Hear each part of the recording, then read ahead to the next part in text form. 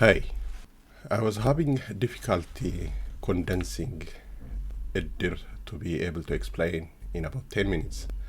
And then I came across a research paper that posed the following question at the conclusion. It is puzzling to us that Iddirs are not systematically relied on as partners in social development programming throughout Ethiopia. How is it that 60 years of evidence has not cemented the Iddir in the role of which it is so naturally suited, which would so valuably benefit Ethiopians throughout the country? For those who understand the potentials of Iddirs, it is a truly puzzling question. Many descriptions of Iddirs exist, but I picked these two for this presentation. Iddirs are primarily social institutions that provide material and emotional assistance to the relatives of deceased family members. This definition seems to indicate Iddirs are funeral associations, and it would be a simplistic observation but correct. The other definition says that the Iddir is a form of daily, monthly, and annual social organization with attendant practices that embody Ethiopian social commitments. A more rich definition, but hard to grasp. There are 10 types of Iddirs identified by researchers, such as neighborhood Iddirs, workplace Iddirs, religion-based, ethnic-based, etc. But we are going to limit ourselves to neighborhood-based Iddirs, as they are the most prevalent and most relevant for this discussion. There is no exact figure for how many Iddirs exist in the country, but according to multiple surveys, 90% of households are members of one or more Iddirs. That is over 100 million people.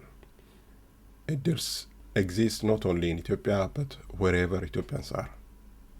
Most traditional organizations function on the basis of norms and collective understandings without formal structures. But Iddirs have written bylaws, they have ledgers to track their funds and property. They have elected but unpaid leadership and auditors to ensure the rules are followed. Each Iddir has a flat rate and compensation, and contributions are based on economic affordability for all. Members meet every month or when tragedy occurs, and attendance is mandatory. Neighborhood-based Iddirs are non-discriminatory, democratic, and egalitarian.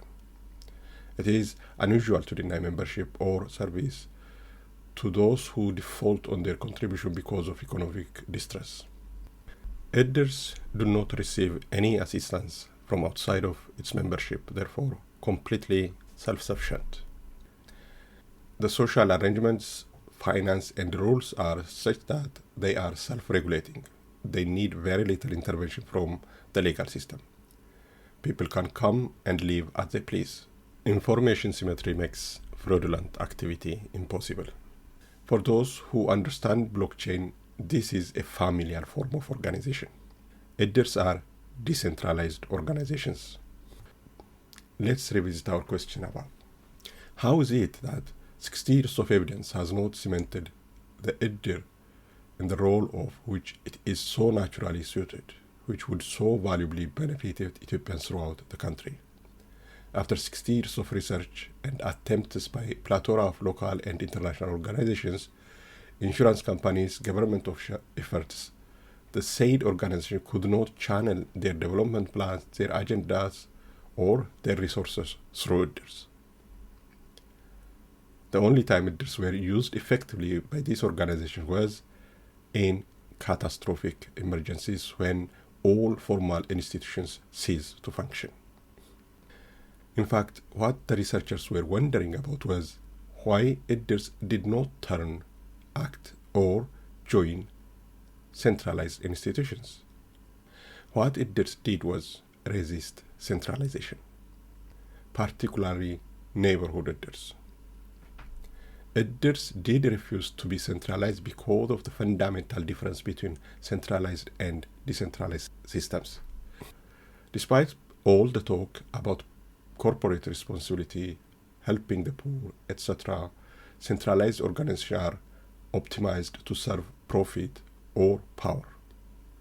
On the other hand, decentralized organizations are optimized to serve their users. So the centralized institutions, as much as they tried, could not extract value from Iddirs. Therefore, they did not channel their resources through Iddirs except when forced, and just as well. Specialized Iddirs such as workplace, ethnic-based, etc., did get assistance from outside of the membership or from members that wield influence unequal to the rest of membership. That undermines decentralization, which often leads to corruption, fund mismanagement, and lawsuits. But seldom neighborhood Iddirs did face such problems. Now, we can answer what Iddirs are in a manner blockchain aficionados can understand. Iddirs are decentralized network organizations with unscalable consensus mechanism. Iddirs with a small number of members cannot provide the services they are meant to provide. Therefore, they collapse. When Iddirs become big, centralization creeps in, therefore members leave and form new ones. Iddirs fork to avoid centralization. By doing so, they stayed relevant to the communities they serve for over millennia, but they were also prevented from growing. Now, we have the possibility to scale Iddirs globally by using Cardano-based identity, treasury, and governance. Solution. Most blockchain projects are trying to build tools and then build communities from scratch. In this case, we have a community of over 100 million people or more, organized in a manner that is ready for blockchain technology, as long as the entry barrier is low in terms of cost and usability. 90% prevalence shows that Iddirs are highly regarded. That means no cultural barrier for adoption. Decisions are made by individuals or by a community without any interference from outside. Therefore, no institutional barriers exist. Services such as healthcare, loss of primary economic means can be added gradually up to universal basic income. In fact, this seems a much natural path towards UBI than a top-down approach. Once the network is in place, individuals can build economic identity, a reputation, and an infinite number of self-organization can take place. The decentralized governance system can be a testing ground for a future democratic governance of the nation. But Iddirs also will bring something of value to blockchain.